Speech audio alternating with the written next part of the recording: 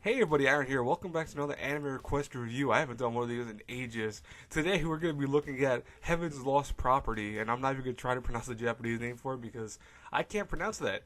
Anyways, so let's go into a little quick story with this. Actually, when this came out in 2009, I actually had seen this on. I saw a Japanese dub for this, then I kind of put it off. I saw the English dub when that was released, and honestly, I was not a huge fan of this. I don't want to say hated it. I just didn't think it was that great. And I know a lot of people are going, well, dude, it's funny. It's got like, a lot of etchy if you like etchy stuff. And I'm like, but honestly, I don't think it's that great. I think, maybe because I was already growing out of that kind of phase of anime watching. Like, I don't mind etchy stuff. I don't mind like harems and stuff like that once in a while. But I'm not a huge fan of stuff that relies on it really heavily. And, this show is, as my friend used to ask me to do, if I had to rate this as an etchy level of 1 through 10, 10 being just pure etchy where it's like almost nudity, but it's of course censored, this would be a 10. Maybe this would be a 12 actually, guys, truth. And, and that's a homage to him because I used to do that in my older reviews way back a year ago. But what's funny about the show is that I did not like it that much. So my friend, just watched this recently, watched through the whole series, and he really highly enjoyed everything up to the movie, according to him. And I was like, well, that's great. But he goes, I want you to rewatch it. I'm like, okay, I'll rewatch it. I ended up rewatching it, and I'm actually gonna do all the seasons separately. There's 2 seasons. I think there's also 2 movies. I will do those all separately, only because, well, I kind of need the reviews in my backlog. But even besides that, though, realistically, it just helps me to kind of go through these a little bit at my own pace rather than having to kind of binge watch the whole series.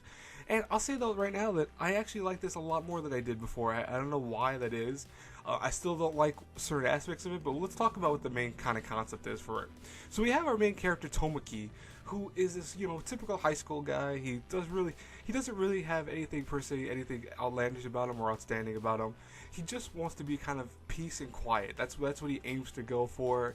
His life for the most part is normal and routine. His friend Suahara wakes him up in the morning. She's always bashing him on the head with karate chops because he's kind of pervy sometimes.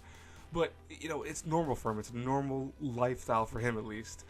And one day, though, they are told that apparently there's a kind of like black hole appearing in various areas around the world, especially where they're at. And, of course, one day when he was actually going to, let's just say, talk about some issues with one of his friends, he actually sees this hole open up in the sky and drops a angel-type humanoid called Icarus on his lap, essentially. Now, Icarus then claims that she's a pet servant android, or a pet servant angel, who actually is there to kind of fulfill all of his requests, all of his wishes. She could do it. And so essentially it starts off where he asks for some really pervy stuff, and it actually happens. And the show gets really crazy from then on. Now, honestly, it's your typical kind of romance / harem / ecchi type show. And my biggest issues with it are the ecchi moments, because honestly, this show relies very, very heavily on that kind of perviness of it. There are boobs, there are butts being shown left and right, and it's just always meant to be, I kind of guess, funny or meant to be seen as kind of pervy, of course, because our main character is a big pervert. I mean, even when he shows off in his various kind of chibi forms, it's because he's very pervy. But, honestly, it gets me annoyed seeing that so much on screen. Honestly, it's not that it's a bad thing about it, and I understand why they did it, but it's still not my cup of tea. I enjoy this show, like I said, more than before, because if I would have reviewed it before, it would have been way, way less of a score, I'll tell you that right now. But what really helps with the show is the characters and the comedy and also the drama that does occur. There are a lot of elements, like when you find out Icarus actually wasn't originally, per se what she claims to be, and you find out various things about who they are that created these, angel people in general. And it's interesting because it actually makes you feel, well, okay, that's pretty interesting. I like that. I think that's clever. And then it goes right back to the kind of ecchi stuff. And, the comedy of the show is actually pretty good. I laughed several times during the show. I thought it was really funny. Sometimes even the ecchi stuff, it can be funny just of how outlandish and crazy it is. But it wasn't a show that really, to me, resonates with me. I don't dislike it. I understand what it's aimed for. So thus I'm going to review it for who it's aimed for. But honestly, the animation for a show that came out in 2009 is very, very good. There are some, I think, weaker animations, especially with the characters sometimes, and also just the kind of backgrounds. I think the backgrounds really suffer, but it's still not a bad show. It's got some nice animation. The English dub for this is very well done. The Japanese dub is okay. I'm not a huge fan of the Japanese dub. I think the English dub works. And this is one of my overall statements. I always think that in comedy, at least in anime comedy, I think it works a lot of times more with, Japanese dub typically. But in this case, I actually think the English dub worked a little bit better because of just how crazy the voice actors were with certain things and how it kind of seemed a little corny at sometimes, but it actually worked in its favor. Now, overall, with everything I said, what would I rate the show? Well, if I had to rate it between an A through F, I have to give it a C+.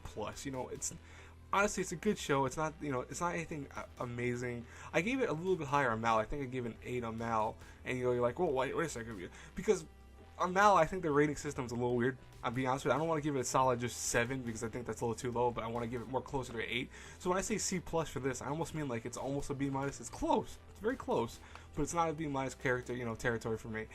Honestly, if you really like ecchi stuff and you like all these kind of comedy type animes like this, you will like it a lot more. I think you'll enjoy it a lot more. But for me, it's not my cup of tea. It's not something I really highly enjoyed. I think that the humor works in it. I think the drama works very well in it. That's why it keeps it at a C+ rating.